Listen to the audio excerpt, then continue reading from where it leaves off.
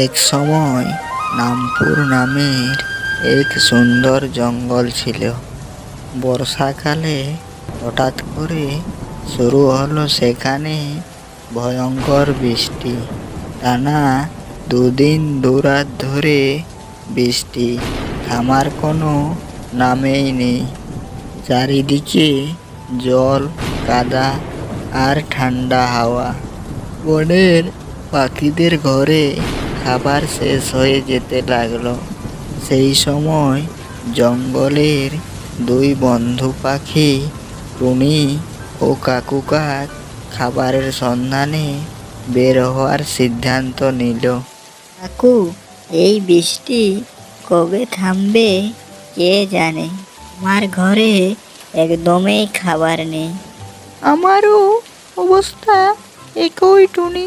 চলো পাহাড়ের ওপারে গিয়ে দেখা যাক, যদি কিছু খাবার পাই তো। এই বলে কাকু ও টুনি প্রবল বৃষ্টির মধ্যেই অন্য জঙ্গলের দিকে খাবার সন্ধানে গেল। অনেক কষ্টে তারা একটি ফলের গাছ দেখতে পেল। কাকু, আজকের জন্য এইগুলোই যথেষ্ট।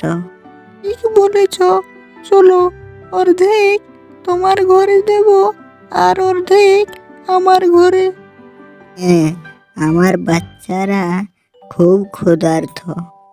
তো কাকু ফলগুলো নিয়ে মিনুর বাসার দিকে না গিয়ে তার বাসায় নিয়ে গেল। কাকুলি, দেখো আমি কি এনেছি। কিন্তু এত ফল এই বৃষ্টিতে কোথায় পেলে?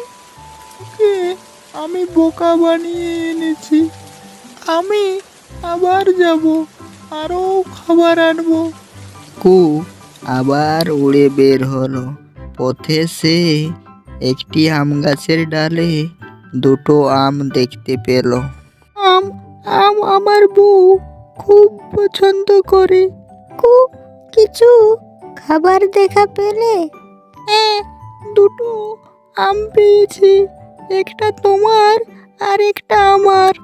কিন্তু এবারও কাকু আম নিয়ে তার নিজের ঘরে চলে গেল। টুনিকে কিছুই দিল না। মা, আমরা খুব ক্ষুধার্ত। ধৈর্য ধরো মা, আমি কিছু না কিছু ব্যবস্থা করছি। টুনি তখন তার প্রতিবেশী পাখি মিঠুর বাসায় গেল। মিঠু বোন, আমার বাচ্চারা খুব ক্ষুধার্ত, দয়া করে কিছু খাবার দাও না। এই নাও কিছু ফল, ওদের খাওয়াবে যাও। এই বলে টুনি মিঠুর বাসা থেকে খাবার নিয়ে এলো। পরের দিন সে আবার খাবারের সন্ধানে বের হলো। এই কাঁটার মধ্যেই ভালো বীজ পাওয়া যায়, কষ্ট ছাড়া কিছু পাওয়া যায় না। কাক আবার এসে টুনির কাছ থেকে সেই বীজ নিয়ে নিল। কিন্তু এবার সেই বীজ খেয়ে কাক ও তার স্ত্রী অসুস্থ হয়ে পড়ল। আমার মনে হচ্ছে আমরা শাস্তি পাচ্ছি। হ্যাঁ, আমি মিনুকে ঠকিয়ে ভুল করেছি। আমি আর কোনোদিন কাউকে ঠকাবো না।